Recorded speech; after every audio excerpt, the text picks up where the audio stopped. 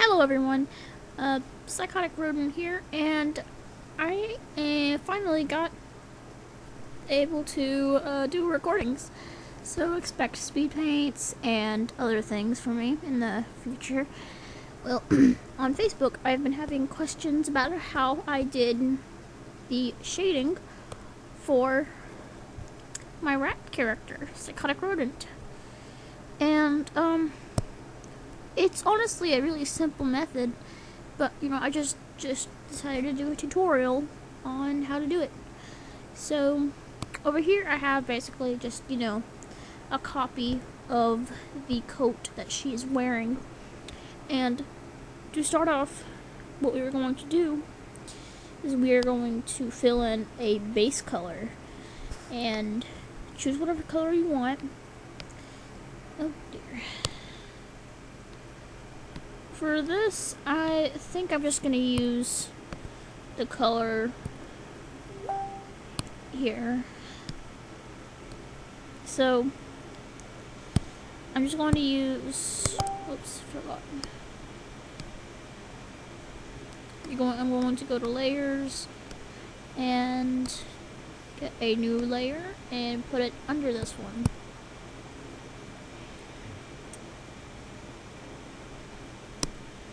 And anything outside this will go away. So now we have the base color. Now what I did first was I went and first I put in all the darkened highlights.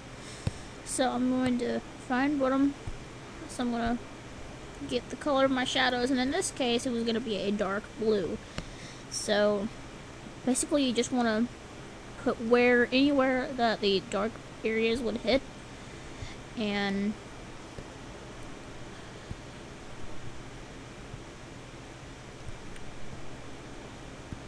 just color that in.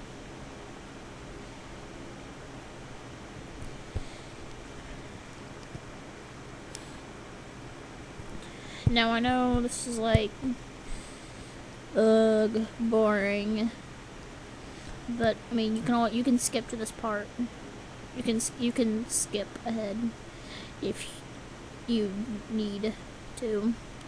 But I'm also going to be giving little details here, like folds in the fabric. You're definitely gonna want to put shadows there, because we don't want any pitch black lines doing all the work. So like in this fold of the fabric, in these folds, you want to make it obvious that this is clothing. And fabric always has folds.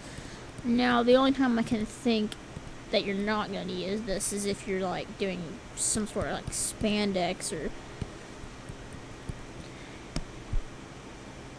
or like a stretchy type of material.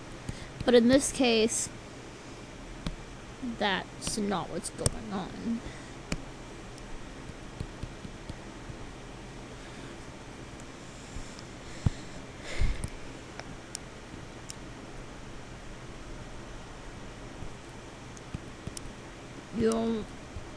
Sometimes in fabric, in art, it's nice to put shadows places even if they are not necessary, because basically when you're drawing on the computer like this, the idea is to really make the main image pop, and it doesn't always have to be realistic. Like this jacket, look at it, it's not realistic.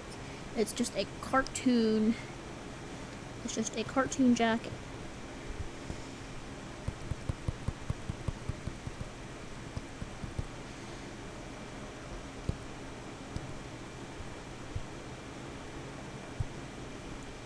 Now, I don't like using the blur tool much, because in my opinion, I have seen people use it in good. I've seen people use it good before, But in my opinion, it can be very cheesy.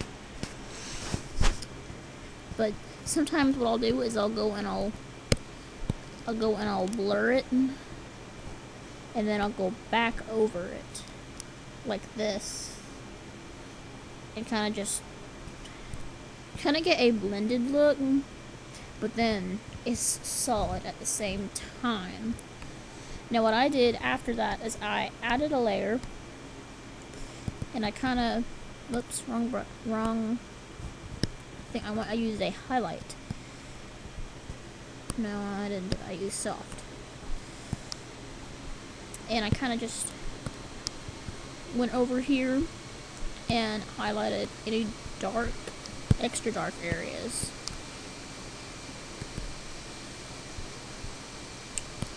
It should be right here, right there, and erase anywhere that wouldn't be.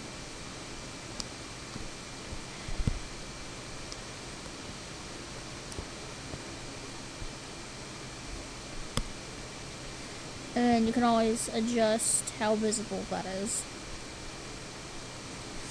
So right now, it's not looking much like it, but it's a start. So if we add another layer, this is where we will do our highlights. Now what I like to do is I like to go ahead and hide those layers. Sorry.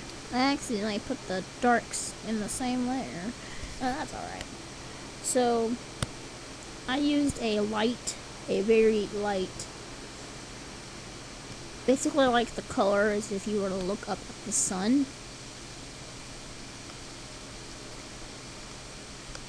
And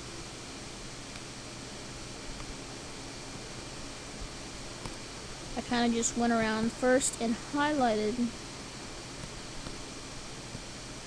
the lighted areas.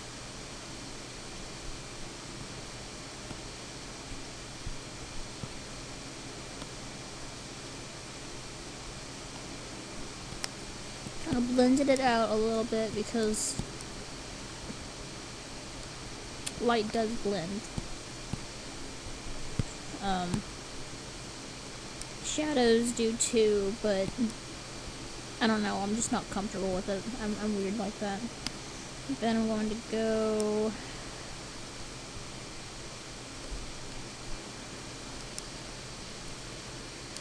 this just adds more depth in the clothing. And I mean, you might notice that I'm using some things here that I didn't use in the original art, and that's because, you know, you can't always do the same thing twice. You don't ever see flaws until the picture's done. You're basically your own worst critic here.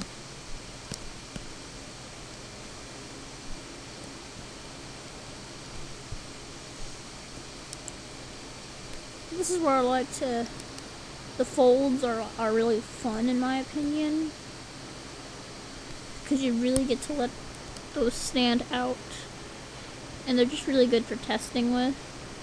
Like if you have, let's say that, you know, you got a new pair, or not a new pair, if you got something like a set of markers and you want to try those out, you know, folds in fabric are actually very good for that.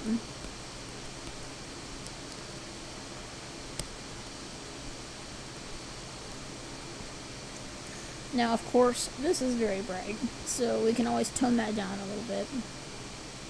Then I'm going to add another layer. Using the same color, I'm going to go in here, a smaller brush, and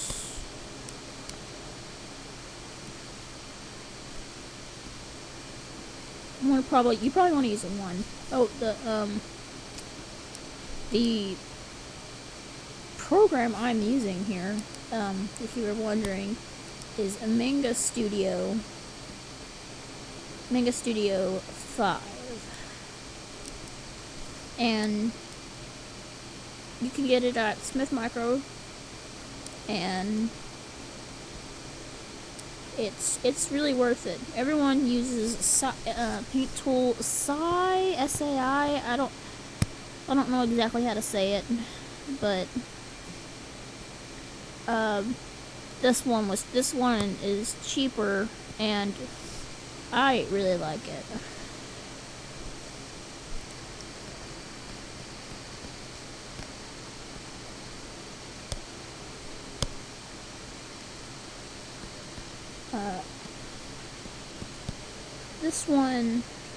This version is the one where they really worked on color, on coloring techniques. So I advise, if you're going to get Manga Studio at all, I advise Manga Studio 5, because previous ones did not have very good coloring options, and by that I meant you had to have a base color, and then the rest was shading with these pixelated brushes. And you know, I'm not criticizing or anything, well, I kind of am, but in this one they just made it much better.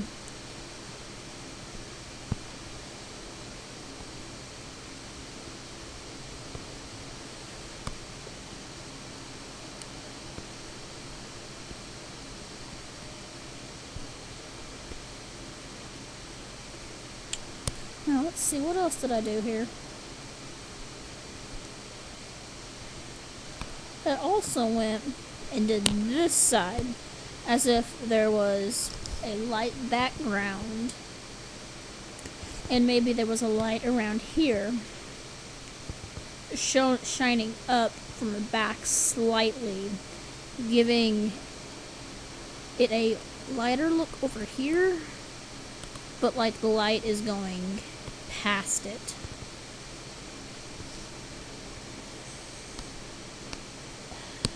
Oh, I have no idea where that went. Oh wait, it's on select. Never mind.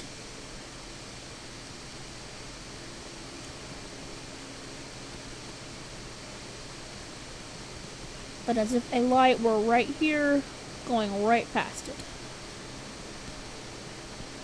Now, this is my first time ever doing a tutorial. If anyone has any tips on how I can make my tutorials more thorough and clear, that would be extremely helpful.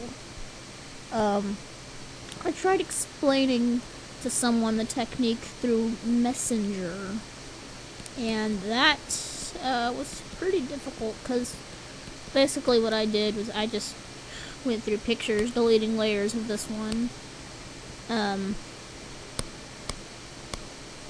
and explaining what I did in each layer.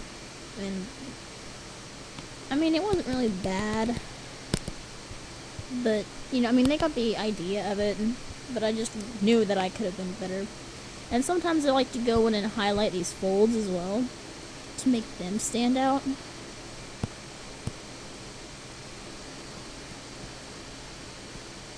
I mean, remember, we're not going for a completely realistic look here. This is a slightly anime. I've seen a similar style used in comic books. If you actually want, you can go and make even a dark, go in and pretty much put dark shadows in it if you want, even. I don't think I did that in the original Psychotic Rodent picture. Now, I know that name sounds pretty dumb, but the thing is I have pet rodents, hamsters, rats, so, that's just my thing, is small animals. I like big animals, but I just don't have any. So, like, the biggest animal I have is a Chihuahua. pretty small chihuahua too. And I like cross hatching. No, I never really do like literal cross hatching, but I do whatever you'd call that.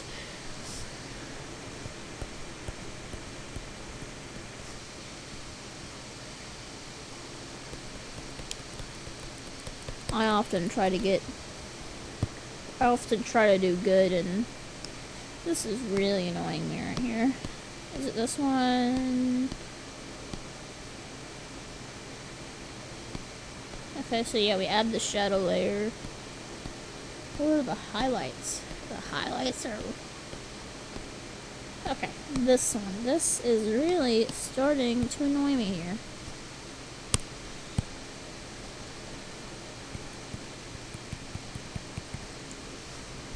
Oh, go away. That sometimes highlights are just too much.